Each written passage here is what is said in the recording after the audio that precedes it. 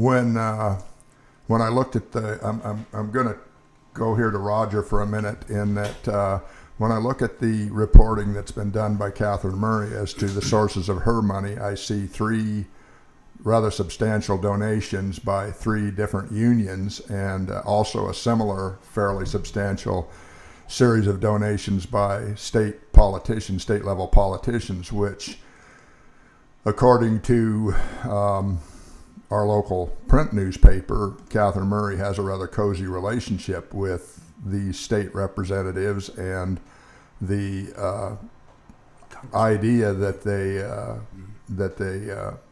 are somehow making these donations and have some sort of expectation. I'm wondering that, Roger, if you'd care to comment on this. Well, Sam, first of all, thanks for having me on the program today, and thanks for Ocean World for sponsoring you. And it is troubling. These facts, I'll call them inconvenient facts, that are brought to the attention. Let me take a position so that we don't demonize Democrats or glorify Republicans, that this is the leadership, the current leadership of the Del Norte Local Democratic Party, and I believe exclude a lot of very good people who happen to have Democrat in back of their name, who would be absolutely revolted to know that this is going on. I know because I talk to them when I'm door knocking. And it matters not that you're Democrat or Republican. These matters are wrong. Now, when I'm talking to people and I'm going to their door to door, and asking them their opinions, remember, I almost have to remind myself and them, the offices for which Bob and I are running are called NPP, no party preference. But when you see the emphasis that's put on by my opponent, she's taken in $17,000 of other people's money, including, yes, Congressman Huffman and State Senator Wood and Assembly Member Jim Wood. State Senator McGuire and Assembly Member Jim Wood. And a whole bunch of out-of-area PACs, political action committees. It's disturbing because the question begs to be asked, who controls Del Norte County? I'm self-funded. I have accepted some donations with great gratitude, I might add, but I've taken my own money.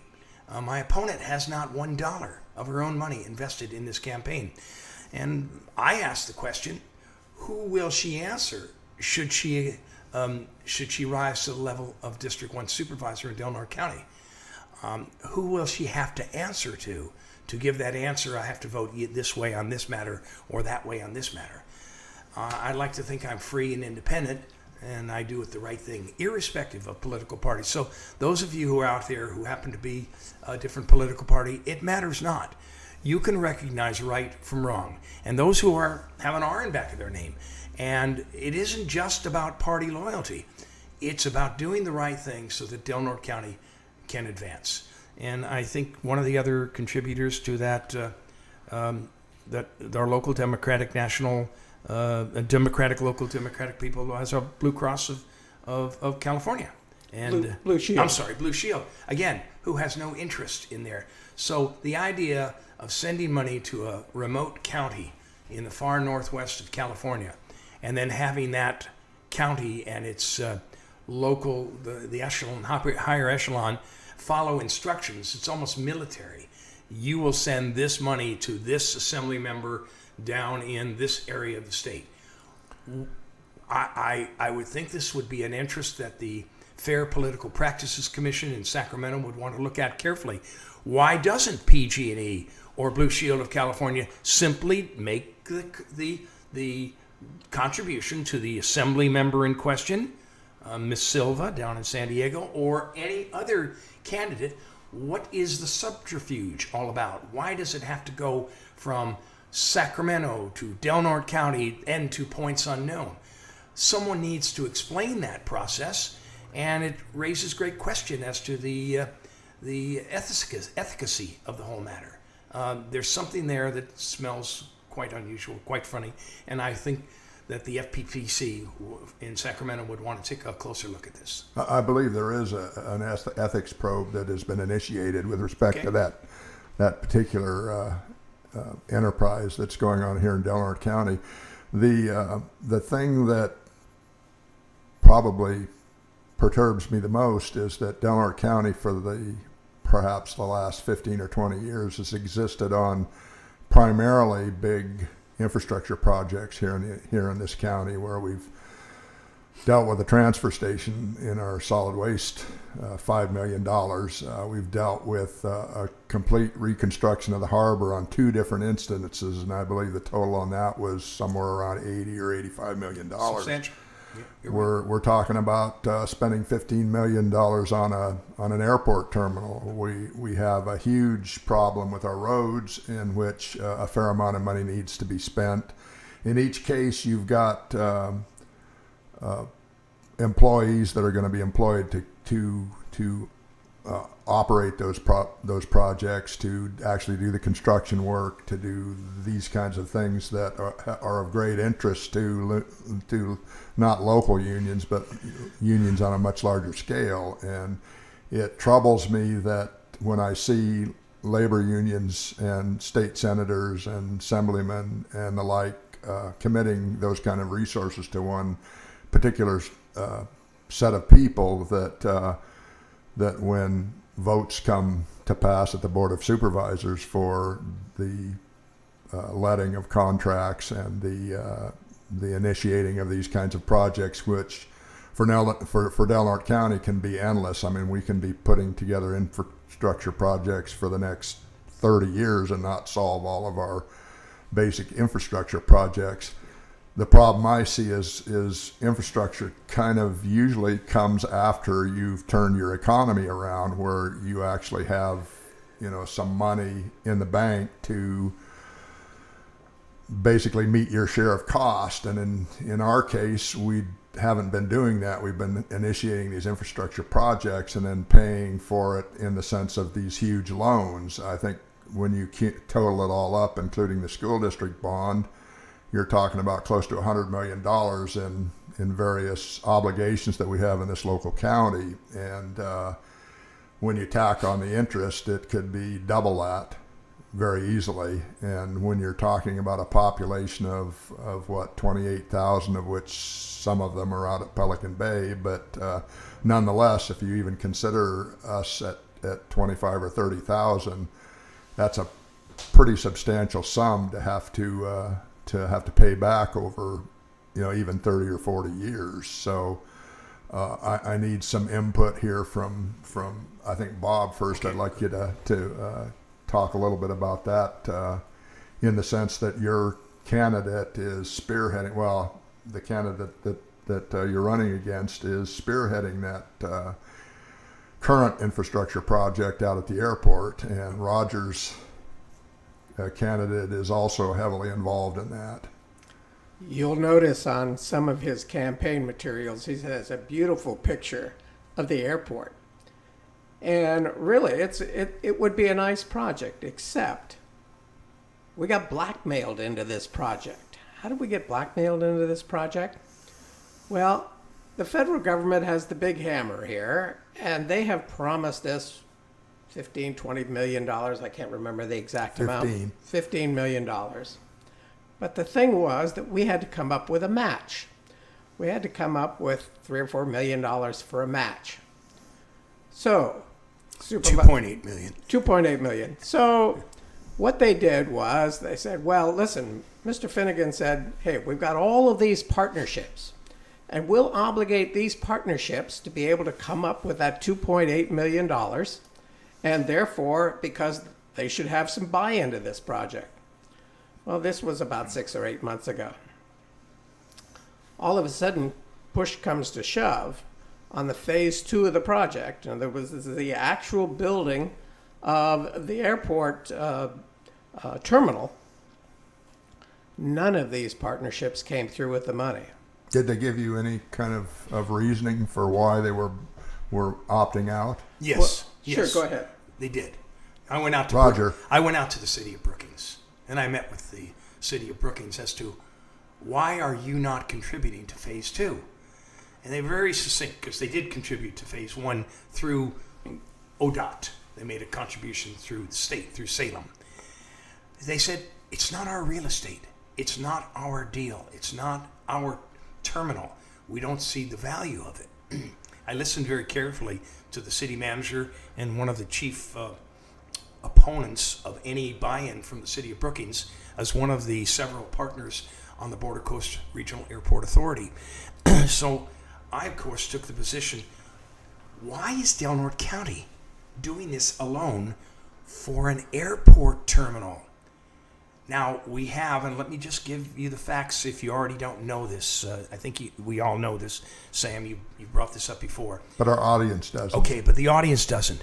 There are, and I'm holding up, there are 2 flights a day that go into and out of Del Norte County via Portland, via Penn Air. And they are called EAS flights, Essential Air Service. And there's a federal subsidy to Penn Air that is guaranteed $4.3 million per year, whether they fly 1 passenger or a maximum of 30 on a flight. You're talking about a maximum of 120 ingress and egress into and out of Del Norte County in any given day. 2 flights, 30 going out, 30 coming in, 30 going out, 30 coming in. That's 120. That's on maximum. Now, what is the purpose of building a brand new air terminal to accommodate 120 people? And the argument which was made by the Border Coast Airport Authority said, this will attract new carriers. No, it will not. We still have the same shortened,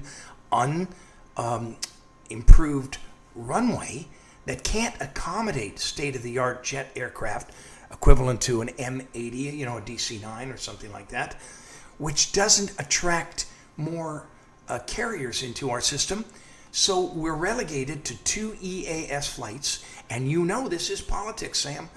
Those flights and that EAS contract guaranteed by the FAA, this is politics. It could disappear. And then what do we have? We have a new terminal with no commercial aircraft. That is a distinct possibility. And I voted no, and the vote was 4-1, 4 in favor of the airport terminal, that Del Norte County go alone, break its piggy bank, $2.8 million, which monies that could have gone to other programs in Del Norte County for this boondoggle. Now, I was the lone 1 vote, and I justified it by saying, ladies and gentlemen, if this were a runway extension program of bolstering the runway and allowing that 1,000 or 1,500 feet more on this, I would be gung-ho in support of it. And do what you can with the terminal, patch it up, improve it, not to the point of $15 million, but improve it so that it is reasonable. And no one understood that. No, we have to have a state-of-the-art terminal. And I still, to this day, and I would not change my vote, ask, why do we need a state-of-the-art terminal, a brand new, spanking new terminal for 2 EAS flights a day? Now let's give the upshot of that. We're obligated now. We've taken out a loan for $2.8 million. And that's because the partners that Mr. Finnegan touted were going to be a part of this project, not a single one of them came through. That's absolutely true. So what happens was we're on the hook for $2.8 million because, don't forget, we are held hostage to that $15 million. All right. So now we're going to have an obligation that's going to go out, 40 years? It's going to go out 40-year amortization. 40 years. And let me be clear on this. The payments are about $11,000 a month from the Border Coast Airport Authority back to Del Norte County over the next 40 years. We don't even know if there will be a Border Coast Airport Authority. We don't know that. But if they don't make it, or it can't make it, or because of the flight structure, who is going to be hurt? The folks at Del Norte County, because that money will have been spent, and you'll have a terminal there, state-of-the-art terminal, I agree, for general aircraft and Cal or Metaflights. Where does that $11,000 come from now? Well, it's coming from an economic fund. It's I don't have the exact number right in front of me, but this was money that came from federal PILT and other. No. When the airport authority goes to pay back the. Okay, it will go back into the general fund. No, but I mean, who pays that money? Is it the people that fly out of Crescent City? Essentially, yes. There'll be a surcharge, have to be, on some kind of a fee to make that payment, which will then go from one agency of the county, the Border Coast Airport Authority, back to the Delaware County Bank. So in other words, currently the best that the airport has done in 1 month is about a little over 900 passengers. So 900 people are going to pay $11,000 every month. Best case scenario is what you're saying. I don't know that 900 figure. I'll take you at face value on in that. the paper. All I can tell you is the maximum passenger manifest. You're talking about 30 seats in a plane. And if you have 2 flights a day, that's a total of 60 passengers in and 60 passengers out. And for 2 flights a day, that's 120 people. Now, if you're telling me per day only 900 have gone out for a month, that tells me many of these flights have 5 or 6 or 10 passengers on it. Correct. But they still get the $4.3 million essential air service contract guaranteed by the FAA. I mean, that's the best they've done since they've been in service is 900 in July. 916 people. Bob. You got to remember that the original money that we have for this, how we're getting this money, is the Milk Creek acquisition project, if you remember correctly. All right, that garnered us a $5 million fund. And that money we have set aside and was creating interest. And I think the interest was about, what, $17,000? $34,000. $34,000. So now that we've obligated half of that fund to be able to pay back this loan, we're not going to be able to get all of that $34,000 in interest. Now, where did that money go that we were getting for interest? That money went to projects like Meals on Wheels and raises or increases for our employees. That money is not going to be there anymore to do all those kinds of things, to do the good things that really need to be done in this community, because we've obligated that money for a terminal that we really didn't need, and that money could have gone for the airport extension, which we really do need. They put the letter B before the letter A. Yeah. Oh, let me change that. They put the letter Z before they put the letter A.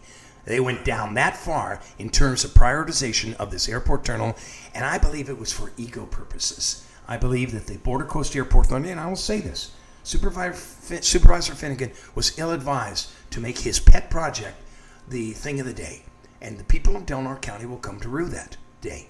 And I find it very irresponsible that we've gone that. Now, that's my political opinion, and I was in the minority on a basis of 4-1. Yes. Now we're going to stop here. We're going to let everybody take a breath. We're going to go to station identification, and then we're going to come back and talk about I'll take another breath on other that. things. So what you're listening to is Conversations with Sam. We have Roger Gitlin, the current supervisor for District 1, and we have Bob Berkowitz, who is attempting to unseat David Finnegan as the supervisor of District 5. And you're listening to us at KFUG 101.1 on your FM dial, and I hope that you're enjoying this give and take that we're having this afternoon about first of all, the unusual occurrence at the Central Democratic Committee here in Delaware County, and the bleed over into talking about some of the projects that quite possibly could be influenced by this activity at the Central Committee. And keep in mind that when we're talking about the Central Committee, we're not talking about Democrats in general. We're not talking about a vast number of Democrats in Delaware County. We're talking about a very small number that currently are affecting how Democrats are viewed in this county, and quite possibly local Democrats may wish to examine that situation a little more closely, and as well examine people that the local Democratic Committee has put up for various offices throughout the county, in the sense that perhaps this is not really a very local way to go about electing our representatives here in this county. It's seems to have a considerable amount of taint to it, and this is not what American politics is supposed to be about, and it is not something that is new to this county. It's something that seems to have occurred for a number of years now, and it seems to be something that needs to be corrected, and the voters here in this county are the ones that are going to have to do that, and this election is a prime place to start. In about, a little over 2 weeks, we're all going to be going to the polls, and we're going to be electing not only local people to guide our future for the next, perhaps, 4 years. We will also be electing people on the national level and the state level to guide us here in Delmarva County, and it is my hope that some progress can be made as a result of this election, and perhaps Delmarva County can see a brighter future. I spent the last 2 weeks on the other end of the country. One of those creative vacations that people take on occasion, where we were greeted by Hurricane Matthew on one end, and when we returned, we were greeted by Typhoon Song Ha, I believe was the name.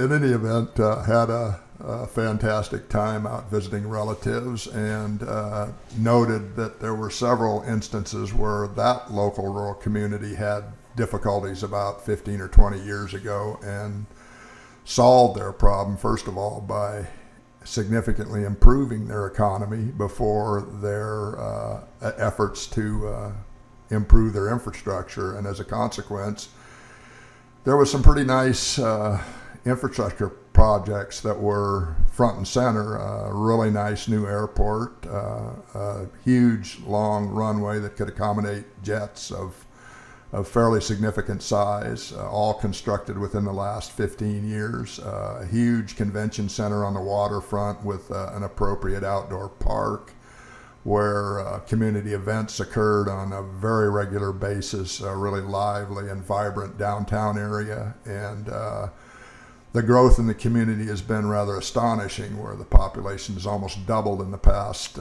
perhaps 25 years, and now they have a little bit of light industry. They have restored their wood products industry, in which they no longer cut wood for lumber. They produce paper, and in a very environmentally friendly fashion, in which the forests have actually gained in size rather than been reduced in size, and the agriculture has made a resurgence from purely tobacco farming to a considerably broader area of farming. So it was impressive that their homeless problem was almost non-existent. Their roads were relatively all new.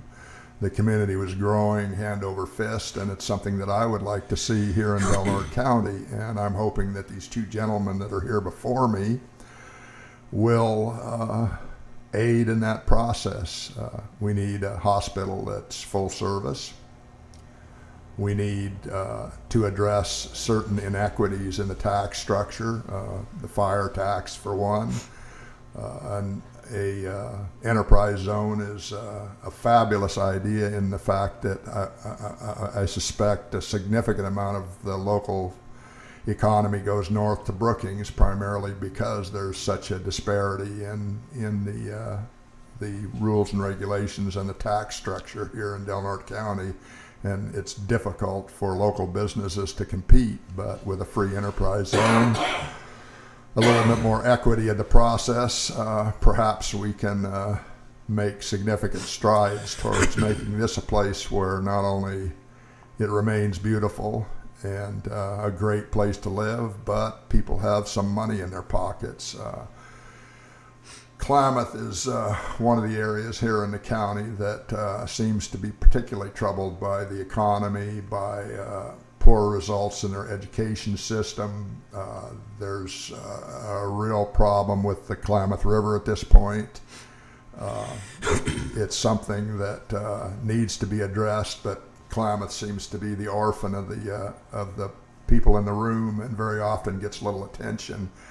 Bob Berkowitz is running for supervisor in that district to try to make some changes down there to try to be a little bit more positive for Klamath. And I'd like Bob to maybe step in here and talk a little bit about what kind of things that he intends for the community down there if he gets elected, and I sincerely hope he does. Well, just as Delaware County as a whole, by the way, you should know that instead of increasing our population has actually decreased in the last 10 years. When you have a decreasing population, you have a decreasing tax base. And so what you did 10 years ago, you can't even do today because you don't have the money to do it. But let's talk about Klamath specifically. Many people have told me, well, Klamath is the poor stepsister of Crescent City. Why is that? The supervisors that have been representing that area for 20 years, when they tell me they haven't seen him but twice in the last 4 years. And why is that? It's because in the last 4 years, each time he's been running for election. Goes down there, sees the people, meet with the tribe, take the money, and come back home. And that's the last time they're going to see of him. That's unconscionable. They need more representation down there because up here in Delaware County, people really are just unaware of what's going on down there. So when I went down there, and accompanied, by the way, with Supervisor Gitlin, we asked the people, what kinds of problems do you have? And of course, the first thing was, true, we have no representation. We have no person we can actually ask to intercede with us on problems of mutual interest. One of the things they've been after for a long time is the ball fields down there, the recreation that they have down there. They have been taking care of those ball fields for years, and they don't even own them. They've asked the county for permission to sell them or give them so that they would be able to have an interest and be able to have those ball fields. Just now, in the last couple of meetings, all right, it's now being discussed at the Board of Supervisors. I mean, this situation's been going on for 20 years. Why is it that they're just discussing that just now? Is because Mr. Gitlin and I brought up the subject. We're finally, actually, what they were telling me is our supervisor isn't Mr. Finnegan. Our supervisor actually is Mr. Gitlin. He's the only one that's been down there. You know, he's been involved in cleanups, for example, with the Take a Bite Out of Blight program. As you know, they've done a number of cleanups here in Delaware County, but only in the upper Delaware County up until, 4 or 5 months ago when we got involved and said, well, what can we do to help get these old RVs out of here that are lying along the side of the road? When people want to go to Camp Klamath, for example, they see old burned out trailers on the road. Well, that's not an inviting thing for tourists who want to stay in campgrounds. In fact, Aaron Funk, who is the owner of Camp Klamath, was saying, hey, because those things are on the roadway, they're driving tourists away. So Take a Bite Out of Blight got involved and got those things removed, got the burnout ones all taken care of, and all of the garbage taken to the dump. Those kinds of things are not happening with any kind of Board of Supervisors support. What I've advocated is, look, what we really need to do is we really need to get the tribe support, the Chamber of Commerce, that's the Klamath Chamber of Commerce, and the school district involved, and other entities, and basically make sure that we get fire down there. We have a fire protection district in Klamath right now in name only. It's a volunteer district with no volunteers.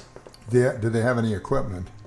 Yes, they have equipment, but nobody there to man it. You know, those 2 house fires, actually 3 house fires that were down there. The local fire department, of course, never responded because there was nobody there to respond. They had to call, in one instance, Fort Dick Fire to come and put out the fire. Well, of course, the fire was all basically out in most of those places. They were just protecting the surrounding houses. This is unconscionable when you have a fire district that's supposed to be there and yet is only there in name only. The one person who is paid out of tax money is not there during the fire season because he is a CAL FIRE employee, and so consequently he's on fires that are out of the area. I mean, we had a person die down there in a house fire. That's unconscionable. Those kinds of things should not happen. And that's why we should have had our supervisor getting those coalitions together and saying, okay, how can we make this a viable fire district? But that hasn't happened. And that kind of thing needs to happen. Just last week, people were complaining, in fact, you saw it in the triplicate, where Margaret Keating test scores are the lowest of any school in the district. Why is that? Because there's not a whole lot of attention paid to Margaret Keating School. What I'm suggesting is that we have some of the people in True North, who was sponsoring the debate that we had the other night, to have those people act as mentors for younger students so that those students will have somebody they can talk to on a regular basis and some person they can trust, because a lot of those people don't even talk to their parents. And we get those people involved in their own education. And when these people are involved in their own education, basically things happen. And good things happen, like test scores go up. So it's kinds of things like this that we really need to get the town of Klamath involved. And I'm hoping that the tribe will step up in a coalition with the Klamath Chamber of Commerce, the fire district, the school district, get together and say, okay, let's take a look at these problems in priority order, and then let's handle them one at a time. That's what I want to do. Sounds like a pretty sensible program to me, actually, because, I mean, having been down to Klamath on a number of occasions, it's a pretty lackluster place, and there doesn't seem to be a whole lot of energy down there, except perhaps recently from the tribe. And it's been my understanding in a lot of instances the tribe can be an asset down there if they're included in the whole process of fixing the problem. But in the same breath, very often the tribe can obstruct progress down there because they feel like they've been left out in so many cases, so many instances in the past. I'm going to take a different take on that, Sam. The tribe is the center of solving these major problems. Absolutely. Absolutely. The prosperity of Del Norte County is directly attributed to the prosperity of the Yurok tribe. The Yurok Nation down in that part of our, overlaps into Humboldt County, but in that part of Del Norte County, if they are prospering, Del Norte County is prospering.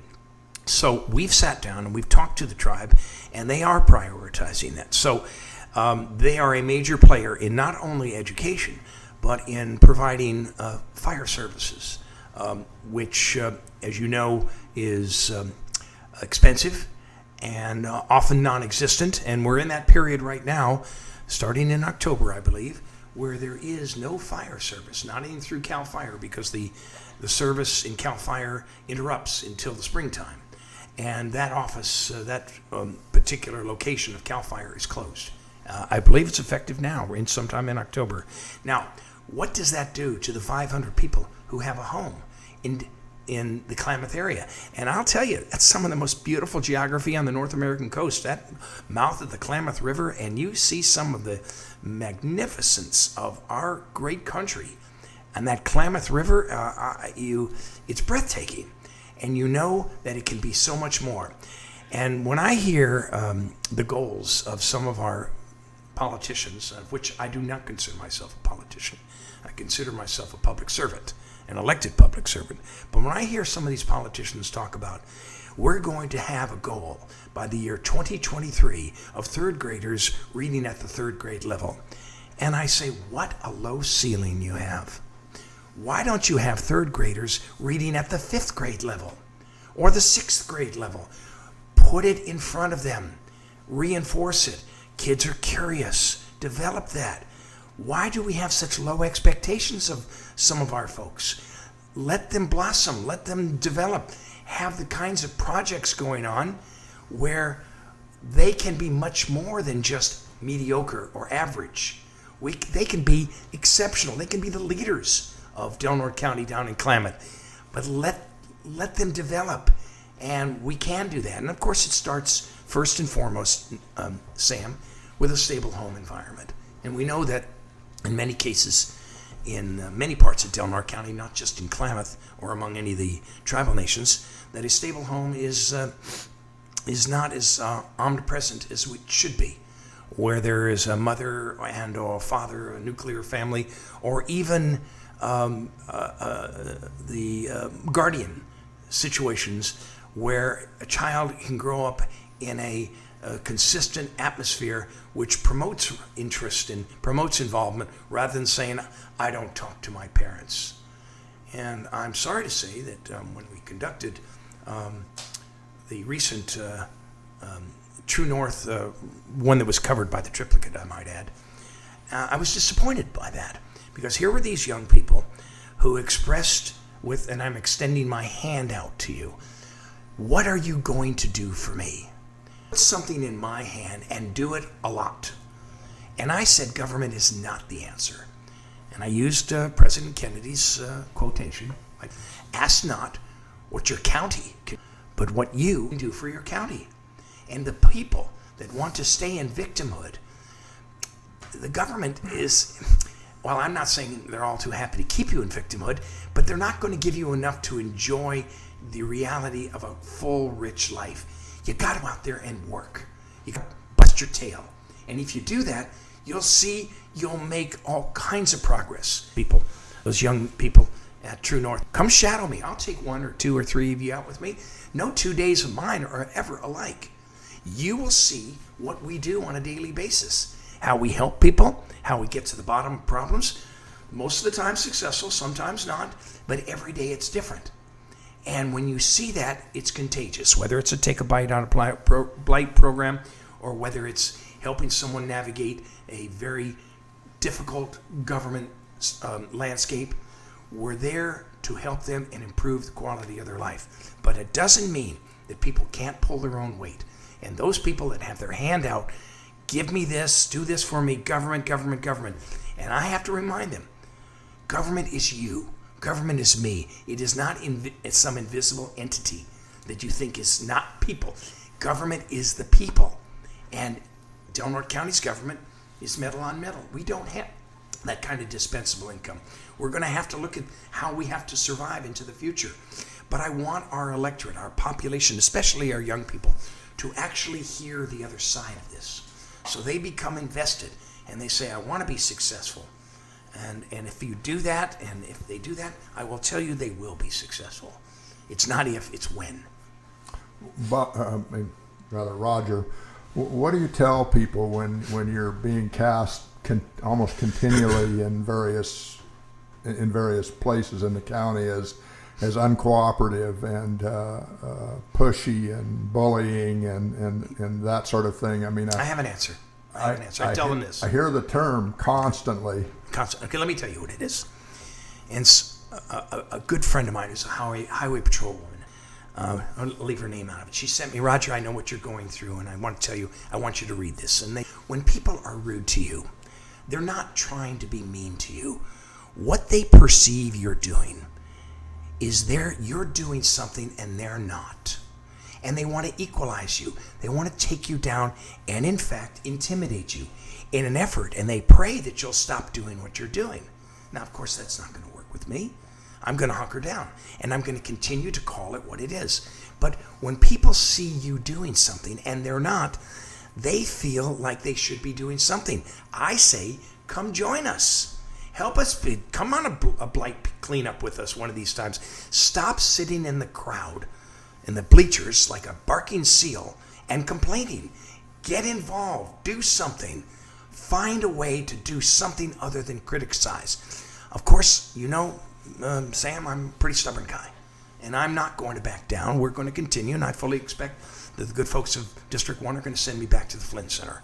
That's what most are telling me, and I believe that. And if I do that, I will promise you that I work for the people. I do not work for the Board of Supervisors. I work for the people.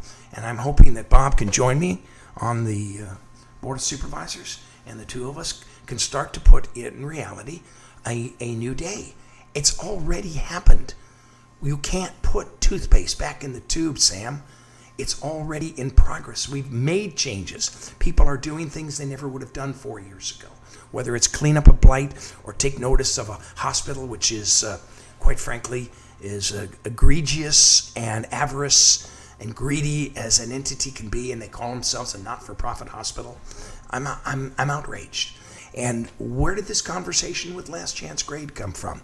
It came from 2013 when a certain member of the local transportation committee, the executive director, said, "You'll never, never, never build a road around Last Chance Grade." I was astounded by that kind of statement. And I sat down. Bob joined us right after that, but I sat down with Kurt Stremberg, who lost his family, and former supervisor Chuck Blackburn, and myself. Well, what are we going to do about this? And we generated 34 letters of support from private and government businesses, everybody from Rumiano Cheese, Pelican Bay State Prison, the city of Crescent City, county of Del Norte, including Humboldt County, Mendocino County, even Sonoma County. Businesses, a governance says, we want a bypass. You need to build this bypass. Well, suddenly, never, never, never came out of a stakeholders committee to now it's only 23 years. And we all know that's not going to last. That road's not going to last. It's moving as we speak. So what are we going to do? We're pushing for a 5-year plan. Of course it's aggressive. And of course we can do it. My Lord, they built the Golden Gate Bridge in 53 months. You're telling me we can't build a bypass in 5 years? Hogwash. But they'll tell you you can't be done. You got CEQA, and you have NEPA, and you have this, all these government hurdles. Well, I say, yes, you can. You hunker down and you do it. And the people need to demand that. Otherwise, our road, Highway 101, 10 miles south of Crescent City, is going to one night tumble into the Pacific. And then where are we? Where's our $300 million economy? How do you get into and out of Del Norte County? One road, 199, because our congressmen and those who matter are shuffling their feet and wondering about, I don't even know how they can justify. They should be working on getting this declaration implemented and getting that bypass money. And it's not $1 billion, by the way, Sam. It's in the shortest available route is Route A2, and it's $275 million. And we can do it. I take that position of yes, we can. No, we're not going to throw hurdles in front of you. We all have to benefit from this. Why is it that the stakeholders group can't seem to come up with a route? Why is that? I mean, well, you know, I'm going to answer the question, Bob. Jump in at any time. It's not that they don't think it's a good idea. And again, I'm going to call out my congressman, Jared Huffman, on this. His mainstay, he doesn't really answer to Del Norte County. Let's be clear about that. No. 3% of his voters come from Del Norte County. He answers to Marin County, and he answers to Sonoma County. Many, if not most, have never even heard of Last Chance Grade. So what is the risk for him? He wants to be reelected. And he is he comes from the environmental community. His mindset, he's more concerned with an old growth tree, of which I am too. And there would have to be 11 to 15 of them removed to build the shortest route. But their mindset is, it's Gitlin. It's those people. It's those bad people with R's in back of their name. When in reality, the Democratic Party in the hierarchy is dragging its feet. It's not only this issue, it's any issue. It's systemic homelessness. Let's talk about the problem. Let's talk about the problem. And then what do? Nothing. And and you can take it from there, Bob, because you know the hot air. It was very interesting. Congressman Huffman established this stakeholders group. He didn't do that out of just, okay, I'll pick, normal people to do this. Basically, he got a hold of the Democratic establishment and said, pick these movers and shakers for me that I can put on this committee. So who did they pick?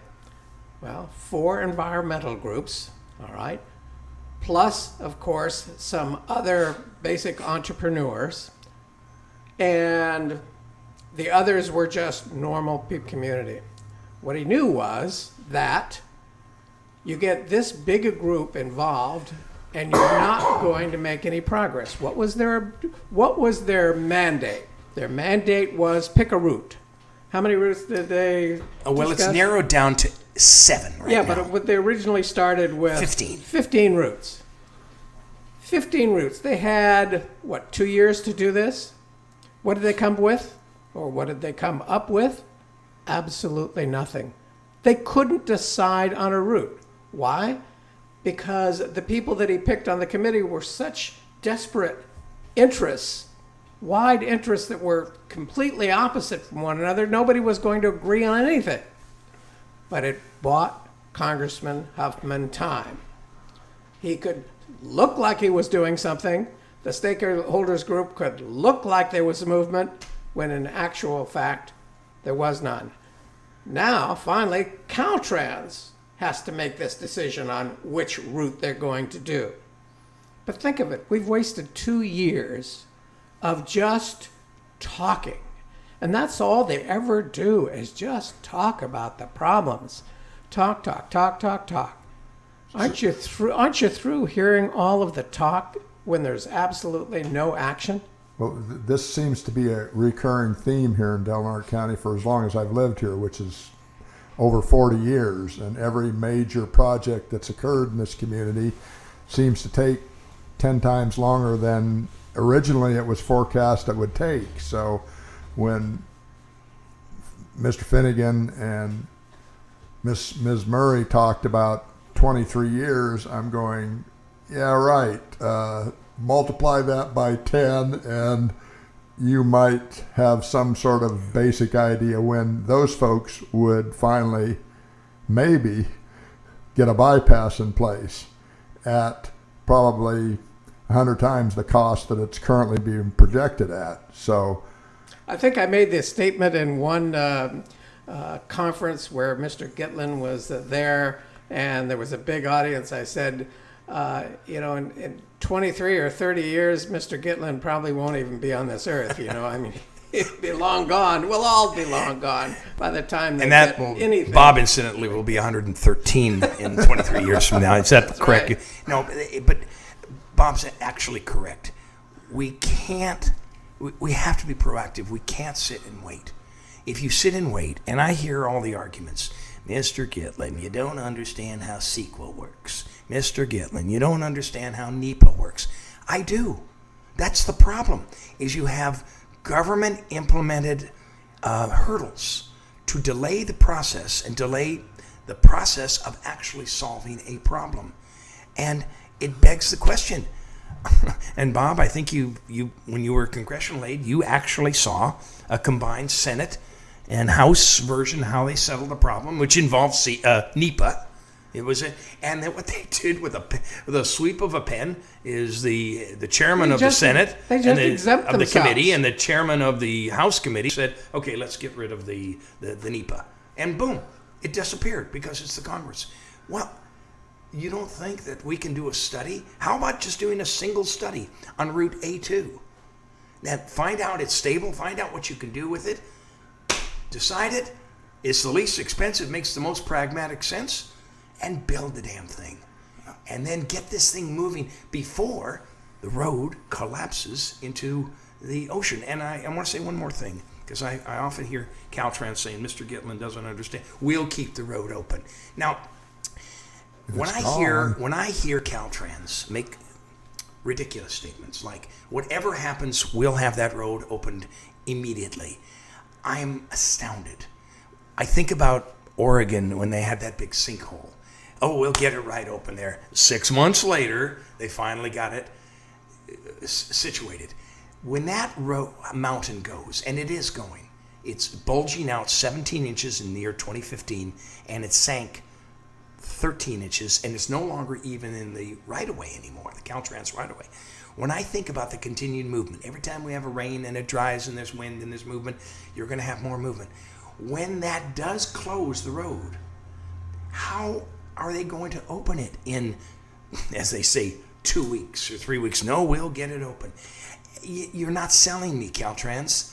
You're telling me you have a problem and that road may be closed even on an emergency basis for as much as 3 months or maybe longer, depending upon, instead of putting Band-Aids on top of Band-Aids on top of Band-Aids to fix that road, let's get all on the same team and get the bypass funded and built before, not if, when that road collapses.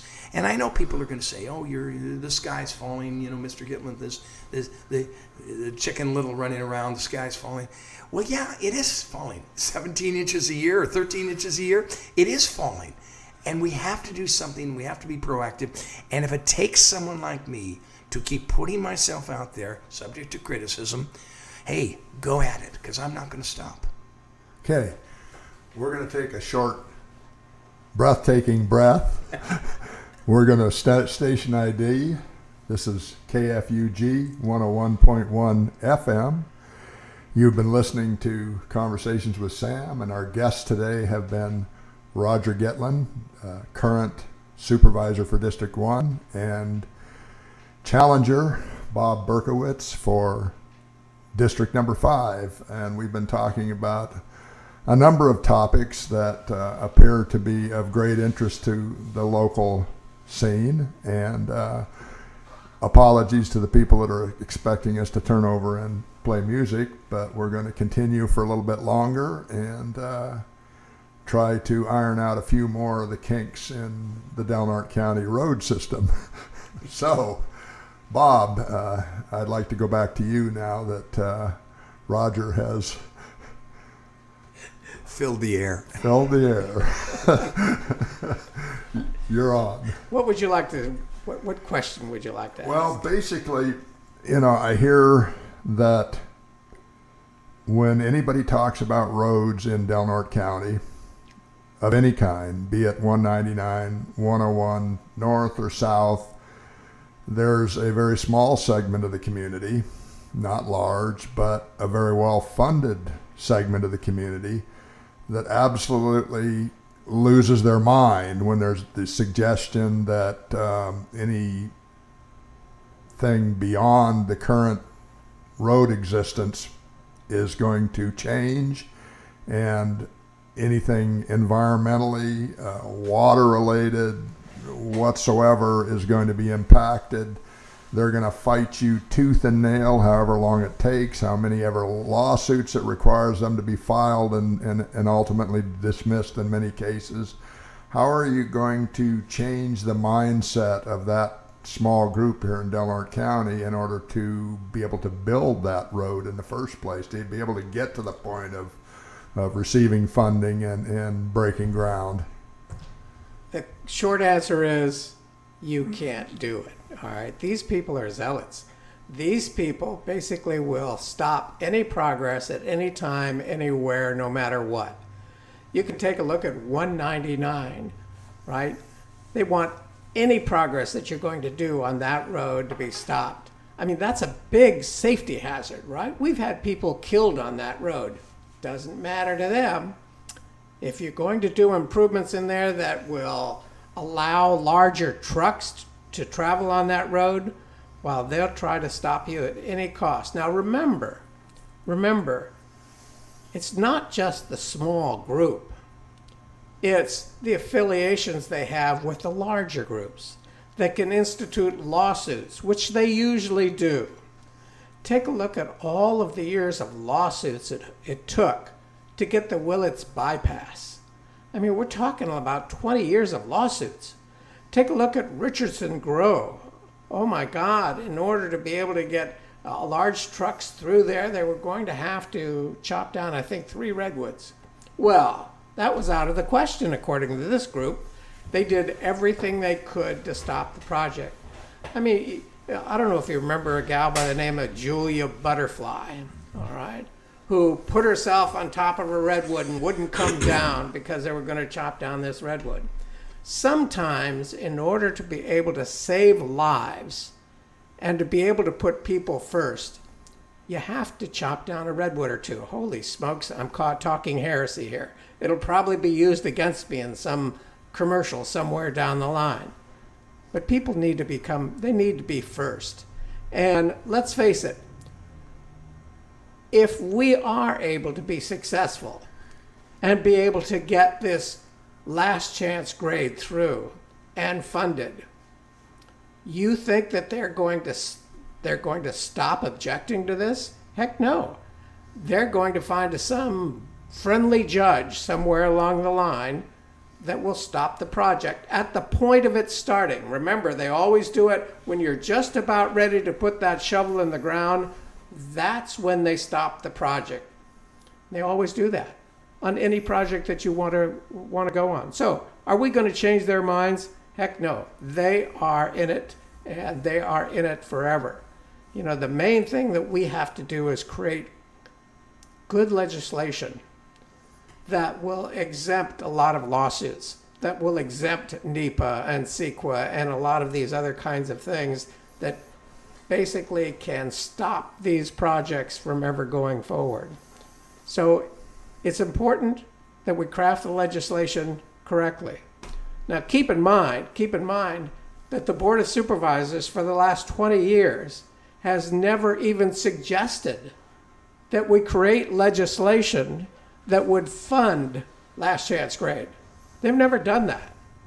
Mr. Finnegan says, well, when I worked for Congressman Riggs 20 some odd years ago, he could have put an earmark in that would funded that. Keep in mind, an earmark is done for maybe $500,000 or maybe $1 million on a major project.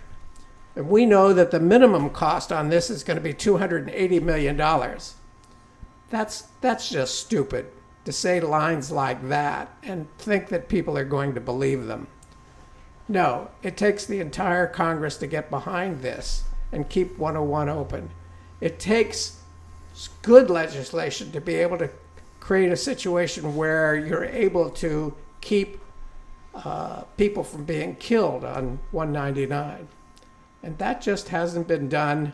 The Board of Supervisors won't even convince Mr. Huffman to create the legislation. I think that's unconscionable. Well, the other kind of hypocrisy I see in the whole deal with respect to 199, a lot of the grievances that that the community had for opposing, or this small select group had for opposing the changes to 199 were safety concerns. And as far as I can tell, when you're talking about last chance grade, there's rather significant safety concerns there. And how does that play against the idea that the environment is more important, a bigger priority than keeping? You just said it. They're your words, all right? How is the that? environment, according to these people, is more important than saving people's lives. How can Bottom line. How can people live with that kind of a philosophy? They've been doing that for years, right? You've been here for 40 years and you've had to deal with the Friends for how long? 40 years. Have you ever seen them promote any kind of progress in this community? No. No. May I interject? Sure. You know, it's not just the United States of America, which has beautiful geography. I've traveled overseas. I've gone to Norway. I've gone to Scandinavia. I've seen some very challenging conditions in which that country has built incredible roads and incredible bridges, and they get it done, and they're safe. And their geography there is no less challenging than we have on our west coast of North America. It's this can-do attitude. We don't have it here in this state anymore, or for that matter, of our country. We have an attitude of you can't do that. There's a government regulation for this. There's more and more government in the way. And that's distressing. I want to address some of the issues with regard to transportation infrastructure that Bob didn't refer to. Recently on our board, we had a measure to support a certain legislation that was going on in the House, the Assembly and the Senate, a transportation bill. And the transportation bill called for $2 billion of infrastructure, of which I want to say about $2 million of it was going to end up in Delaware County in fixing some of our roads. and I don't have the exact figure, but we were going to get a piece of that $2 billion piece of pie. But here was the cost of it. Gasoline tax would go up 19 cents a gallon more. Diesel fuel, would go up 30 cents a gallon more than the existing structure. If you were buying a new car, there was a $168 fee on top of the already high fee cost for registration. And if you were, one other thing, if you were going to renew your old car, there was an additional surcharge of another $40 or so on top of whatever you had to, if you were going to renew your registration on your 1995 Subaru. And there would be another fee on top of that. If that's not going to drive more people to Brookings to buy their gas, among other things, or avoid the situation, what is? 3 out of 4 of you listening on this radio right now, you already know you're buying your gas at Fred Meyer. We see you. We see your license plates, and we know who you are. When you have this kind of mentality that drives people out of your community to drive 26 miles to do shopping, and maybe it's gas, maybe it's going into Fred Meyer the market, and the money leaves our community, it's not right. And the board voted, again, 4-1, you can guess who the one vote was against it, to recommend that the Senate and the Assembly pass this and get it onto the governor so we can get some of our roads fixed. But again, I say to you, Sam, at what cost? Because we're already the highest gas in the 48 contiguous states. Now you're going to raise it some more? The difference between Brookings gasoline and Crescent City gasoline is at the very minimum 65 cents a gallon. Now what's that going to do? It's going to kick it up some more. So it's not well thought out. It's not understood. Yet our board voted 4-1 to recommend that the Senate and the Assembly pass this legislation on for the governor's signature, and I'm just dismayed by that. Just came from a state that's considered a relatively poor state in the United States, North Carolina, in which the roads, in terms of condition, are far better than what we have here in Del Norte County or California, that matter. The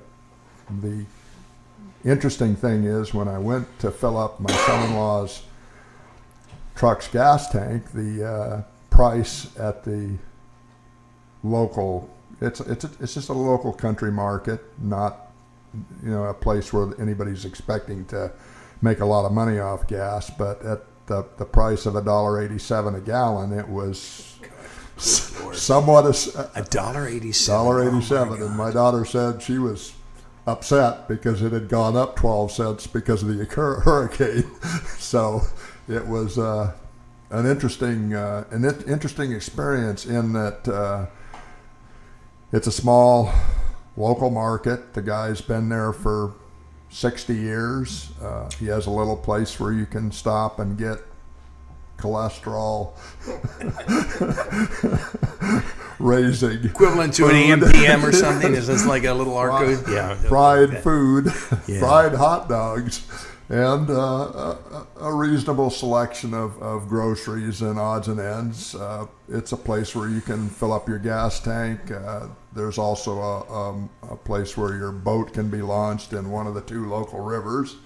And everybody knows everybody. I mean, when you go in, they kind of look at you with a raised eyebrow if they don't recognize you, because everybody knows everybody, and they talk amongst themselves. There is black, white, every race that you can think of. It's a very casual arrangement. When I read the national news, I think that that every place that there's this racial tension, and it just didn't exist. And it was an interesting experience to be in such a different climate and see that what is passed on the local political scene sometimes doesn't really very accurately reflect what's on the ground.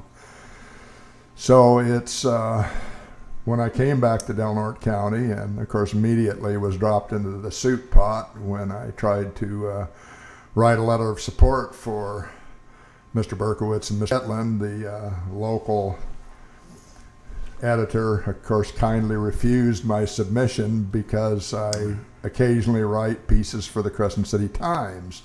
And I don't think he understands the only reason that probably I would be writing anything in the Crescent City Times is because he won't accept anything I write. And most of the things that I write are pretty ordinary. How about freedom of press? How about freedom of speech? Not terribly controversial, and so it's. But Sam, the question asked, where does a local editor come off saying your letter is not welcome in this newspaper? How absolutely outrageous that this newspaper and the chain that coordinates this and runs this tolerates that. We have you on a list. Well, who else is on that list? By the way, candidates cannot write letters for themselves. Candidates' wives cannot write letters for themselves. But I guess candidates' daughters can do that. Candidates' but in daughters certain can cases, do it. but Yeah. but Candidates' sisters can do it.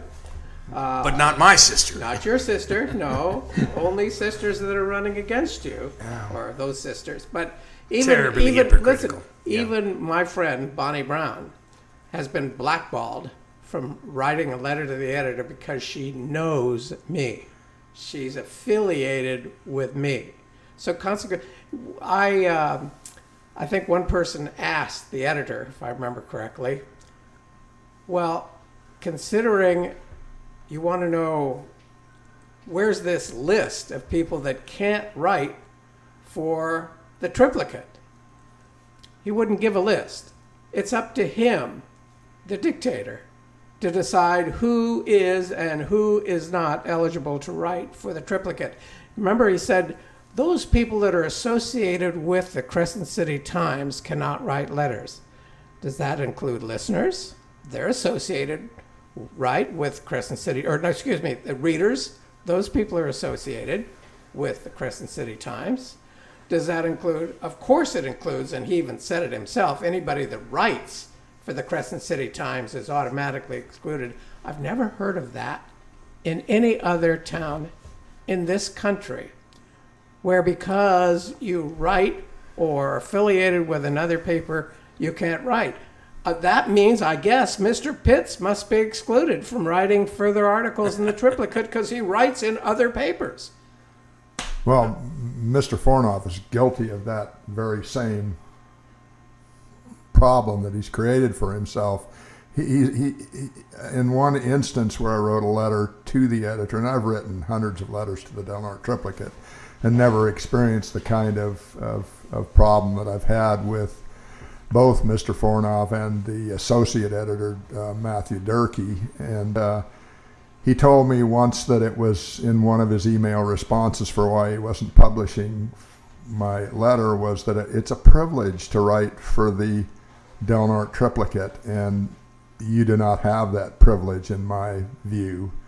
In another instance, he said, you cannot talk about private citizens who have written to the Delnart Triplicate. You cannot point out errors in my writer's articles in the triplicate. I mean, at this point, I've got a list a mile long for excuses he has for not publishing. But yet, when you read other letters to the editor and you find instances of the things that he's prohibited me from writing from in other letters, it strikes me as that it's his own personal world that he's editing from the standpoint of rather than the actual, I mean, he's not producing a newspaper that's beneficial to this. It's a clear double standard. Well, I mean, a newspaper is designed to provide news in an objective manner. You're supposed to be truthful and honest. You may not get the nuances correct all of the time. I understand that, but at least you're supposed to make an effort to present some sort of an even-handed story that accurately reflects what happened when you're witnessing an event. And when that doesn't happen and you can't even complain about that, what good at this point is the dictum that there's the freedom of the press in this country, because if the press doesn't act like a free press, then it isn't. And we, unfortunately, I mean, after I don't know how many editors have been around since I first showed up in the county, but a number of them, and now all of a sudden we're having problems being able to write letters to the editor.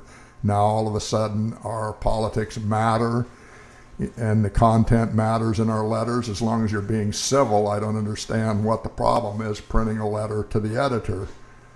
And I just don't, I don't write things that are not civil. I don't write things that are, or I mean, occasionally there may be a little humor and there may be a little bit of sarcasm, but the idea that I'm trying to destroy somebody by writing to the triplicate is an absurd notion. And the editor has created a situation where my writings could be appearing in his paper and could reflect what's going on locally in terms of opinion and things that are going on. He's instead eliminated that possibility and pushed me away to what he now considers as a competitor to his and newspaper. Maybe that's the good news in all of this, because now we're finding out news stories that we would have never ever known about, because they would have never gotten in the triplicate, but they are getting in the Crescent City Times. And more people are looking at those stories because they couldn't get them in the triplicate, and they're meaningful in their lives. And of course, the rest of the internet is also forcing people basically to go to the Crescent City Times. So you get it on Facebook, for example, a number of sites on Facebook that refer people to the Crescent City Times for more information on the story that they're looking for. And I think really, eventually, because the triplicate will not change and the editor will not change, it's going to be the downfall of the triplicate. They will lose advertisers, they'll lose support, they'll lose readers, because the people are going to get their news in other sources. And one of those sources is Crescent City Times. I think they already do. Right. How important has social media been to your campaigns in this particular election cycle? I mean, well, I can tell you personally that it's an impact. I have become very leery and very skeptical of some of the things that I put on my website, because I know that they'll be looked at by, in this case, the triplicate. They took an obscure Facebook post on an issue having to do with the Safeway market and what influence they could or couldn't have over dealing with some of the people who act in an antisocial manner in that center, which is the Berger Revocable Trust Center. But here's the anchor tenant who I believe, without mentioning anybody's name, and I never mentioned the manager's name, I believe that the Safeway can do much more than what they can do in exercising their considerable influence in stabilizing that center, and especially in the shadow of what the city of Eureka has done.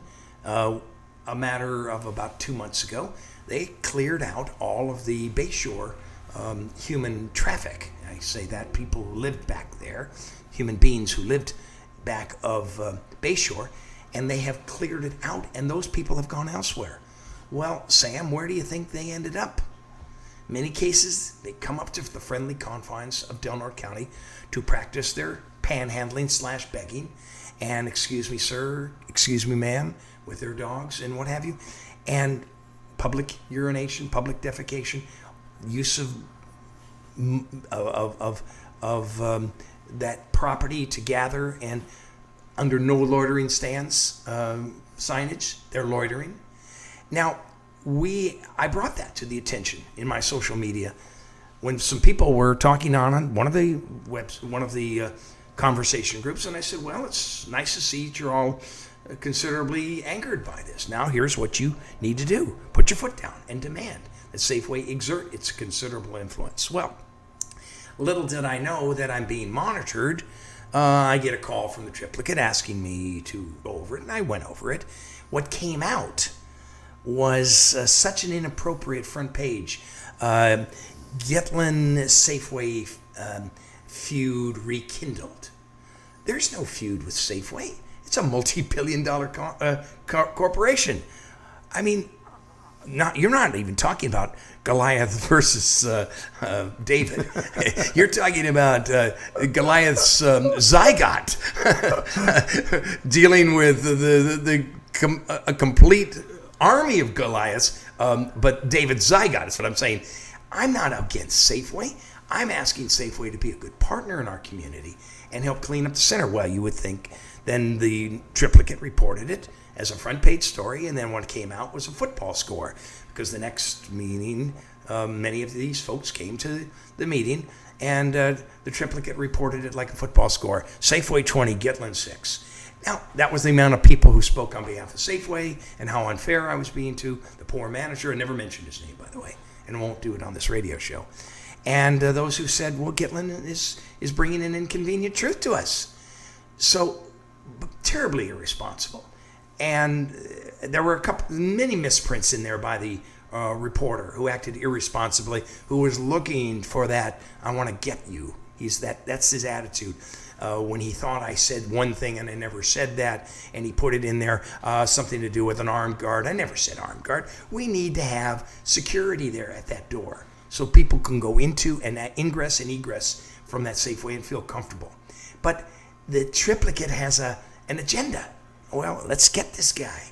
And that's what they're doing. I'm not trying to do this in sour grapes. I think the Triplicate will fail in its endeavor. Why is it that, there's basically a 6-block long strip mall there, Yeah. and the only storefront along that entire 6 blocks that needs attention is Safeway? Yeah. Now, Safeway is a large corporation, and it would seem to me that if it couldn't be handled locally, that the larger corporation would not want their store to have a physical appearance that is a problem. They would not want their store to be a political football. It would seem that way to me. But that's not happening. But it's not happening. Now, I don't care to make this issue. The manager is not the issue here. The issue is, what can Safeway do to exercise its considerable clout in this particular center, which is not a very well kept up center, in terms of making the customer who walks into and out of that store, my wife, your wife, people we know, comfortable.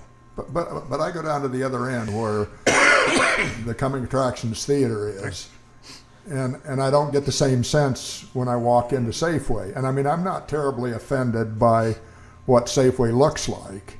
Don't mistake me there. I just recognize that there's a significant difference between the appearance of the front of Safeway and, say, the Coming Attractions Theater, or even the abandoned storefront where Ray's was. I mean, it's clean. And credits to the Rite Aid people who own that. Yeah, and the Rite Aid. Let me explain my take on this. Let me make myself clear on this. The Safeway is a very dynamic and good store. It has all kinds of products in there. The people who hang out in front of there and who walk up to you and say, "Excuse me, sir. Excuse me, ma'am. Could you spare some? I haven't eaten in a week." And I've offered to buy them food. No, I don't eat McDonald's. Or, well, come on in a Safeway, I'll get you something. No. And they walk away because what they want is money. Now, what is the money used for if not food? Okay, what they're using the money for is they're walking into the Safeway store and they're buying cigarettes and they're buying those little liquor bottles. How do I know this, Sam? Because we pick them up. Mm-hmm. We see them in the parking lots. I challenge anybody, go into the parking lots in front of Safeway and you'll see these discarded little liquor bottles. Now, why would you, as a person of compassion, give someone money to create their death by 1,000 cuts? Because if you give them money and you think it's going for what it is, gasoline or food or something or clothing, and in reality they're going in and buying cigarettes or liquor bottles, or even using the money for drug money, because many of them have no free will. We have people who are addicted to drugs, people who are addicted to alcohol, and people who are mentally ill. They're not people of free will. And I said this before, it is a terrible reflection on our society, which tolerates those people who do not have free will to make yourself feel good by giving someone some money when you think it's going to what it is, and in reality it's not. You're actually hurting them. I am all for giving them services, food, clothing, shelter, and putting a facility up there where there's a warm place, a shelter, a place where they can relieve themselves, sanitary, and giving them a cot and hot showers. It's the human thing to do. But you would, oh no, Mr. Gitlin, you can't do that. They have freedom to come and go. And they actually do not. People who are victims of some kind of addiction, they do not have free will. And this is where I've come and said this, and that we as a society must mandate Laura's Law. It doesn't make it optional. We shouldn't be deploying a deputy to walk into our woods and say, excuse me, sir, are you doing okay? And he says, yeah, I'm fine, get out of here. If he is in need of services, he's drug or alcohol or mentally ill, we need to escort him out and get him some help. But we don't do that. We take the easy way out. My opponent has said they have free will. No, they do not have free will. So we have a big difference in how we look at people who have real problems and how we solve those problems.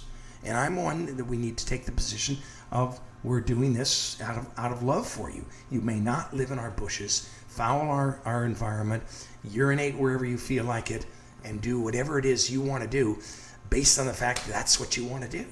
You can't do that in a society that has order to it, a Western society. We're not a third world country.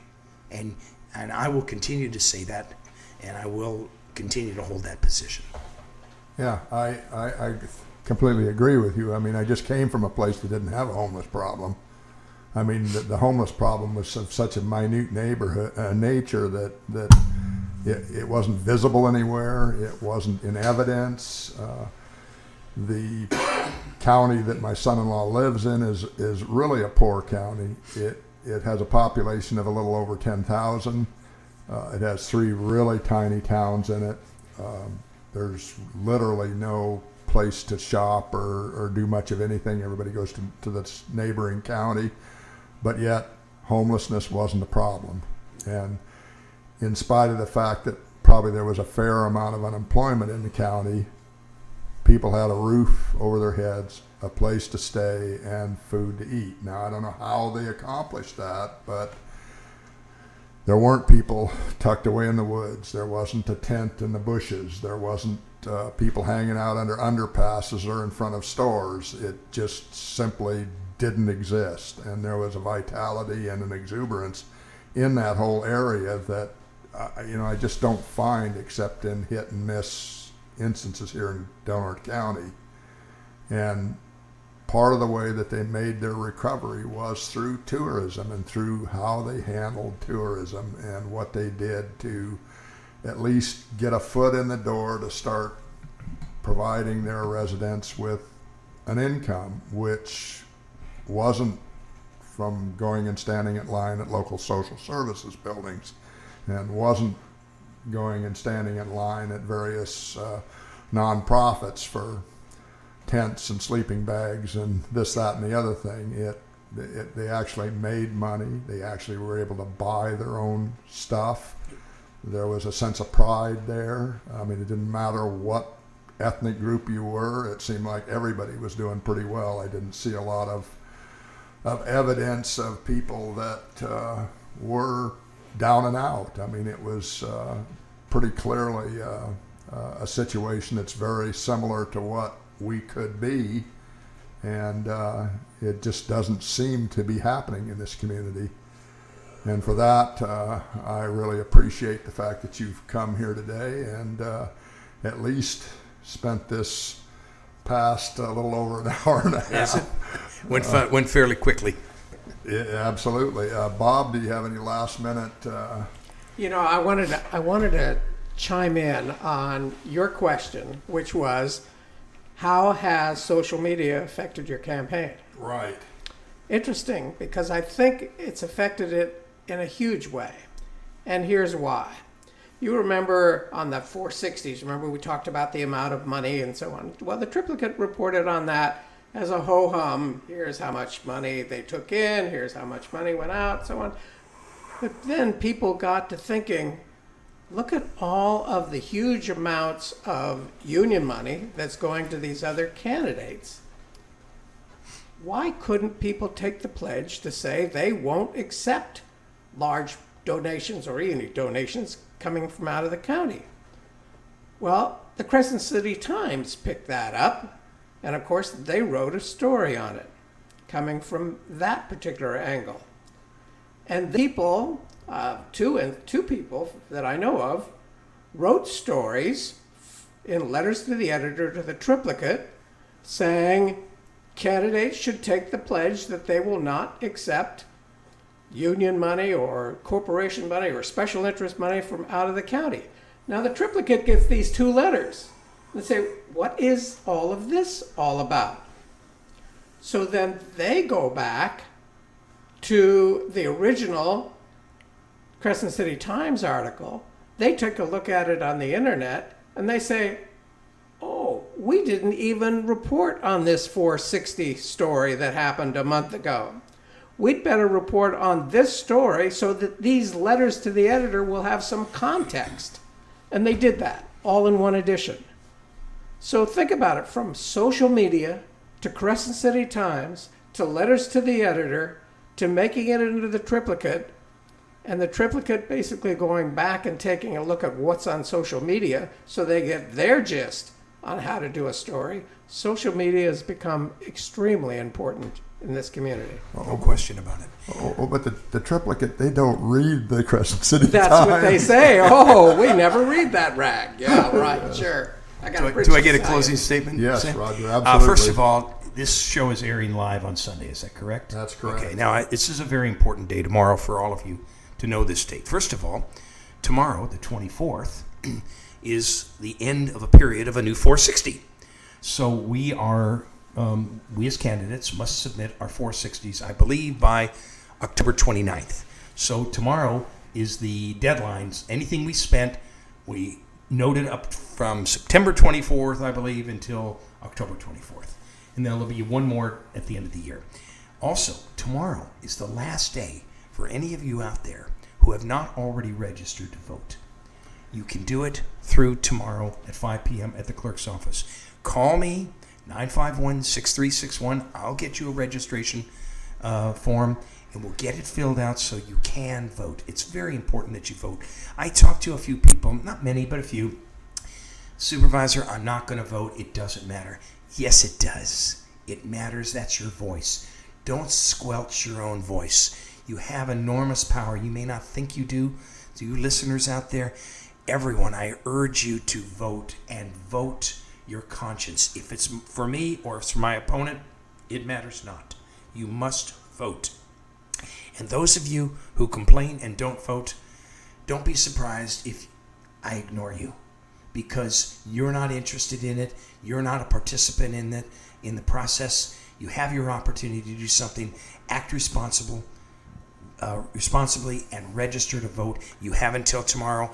You got my phone number. I'll repeat it one more time, 951-6361. Tell me who you are, and I'll get you registered. And I can't be any more emphatic about that. You must vote. This is an election of a generation, not just in Del Norte County, but in the country. You can also, if I may add to that, you can also pick up a registration form, fill it out, and it will be taken over to the clerk's office by either the Democratic headquarters or the Republican headquarters. Both parties have registration forms. Both parties are more than willing to sign you up, whether you're a Democrat or Republican, it doesn't matter. And they will ensure that your registration, your voter registration, gets to the clerk's office. I know that for a fact because I'm not a Democrat or a Republican, yet I've hand carried registrations to the clerk's office and been assured that they would be processed. So be sure and vote. November the 8th. It is. You can find out what your polling place is at either one of the headquarters for either party. Or the clerk's office. Or you can also find out at the clerk's office, or you can stop your local representative, supervisor, or almost any candidate, and they will be sure to supply you with the correct information for where to cast your vote. It's really important to vote, because if you don't say anything, you don't have a voice. You bet. And with that, we're going to close the program. And again, once again, I'd like to thank Mary Wilson there at Ocean World for providing the funding that supports this program and this station. And I apologize for going long. We'll see you next week between the 3 and 4 o'clock hour. This is Conversations with Sam. I've been speaking with Roger Gitlin and Bob Berkowitz, both candidates in the upcoming election, and they would really appreciate your support. Thank you once again, and I hope you Thank you, had a Sam. great day. Thank you again, gentlemen.